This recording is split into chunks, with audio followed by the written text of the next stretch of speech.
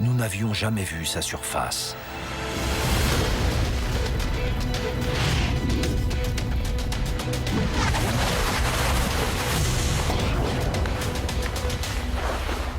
Tandis que Huygens s'enfonce dans l'atmosphère de Titan, le centre de contrôle de la mission découvre un paysage complètement inattendu. Des montagnes, des rivières et même des lacs. Avant d'arriver sur Titan, on ignorait complètement qu'on trouverait à sa surface un relief semblable au nôtre. Pour certains scientifiques, Titan ressemble à la Terre avant l'apparition de la vie. Titan donne un aperçu de la Terre au premier stade de son évolution. À une différence près. Sur Terre, les rivières et les lacs sont remplis d'eau. Sur Titan, ils contiennent du méthane à l'état liquide. Chez nous, une des sources de ce gaz est la fermentation digestive des ruminants. C'est donc le produit de la vie. Sur Terre, le méthane est généré principalement par des formes de vie. Alors quand on voit des lacs de méthane sur Titan, on se dit tout de suite, il y a peut-être de la vie là-bas. Des organismes pourraient-ils vivre dans ce liquide comme d'autres le font dans l'eau?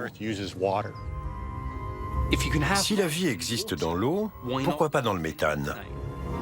Ça resterait une forme de vie, même si elle diffère de celle qu'on connaît. Mais sur Titan, la température moyenne est de moins 180 degrés. Aucun organisme terrien n'y survivrait. Ce serait une erreur de croire que les formes de vie sur Titan ressembleront à celles que nous connaissons. Vivre dans l'eau et vivre dans du méthane liquide, c'est très différent.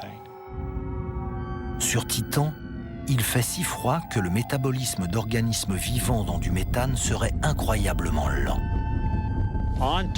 Sur Titan, les températures sont extrêmement basses. Leur rythme biologique serait ralenti au point que leur échelle de reproduction normale serait peut-être d'1 million d'années. Ce seraient des créatures immenses et plates comme une feuille de papier afin d'augmenter leur surface au maximum, car elles vivent dans un milieu très froid. Dans un environnement glacial, tout va lentement. Si on trouve une forme de vie là-bas, elle sera certainement très différente de la nôtre. Et ça ouvrira forcément des perspectives nouvelles.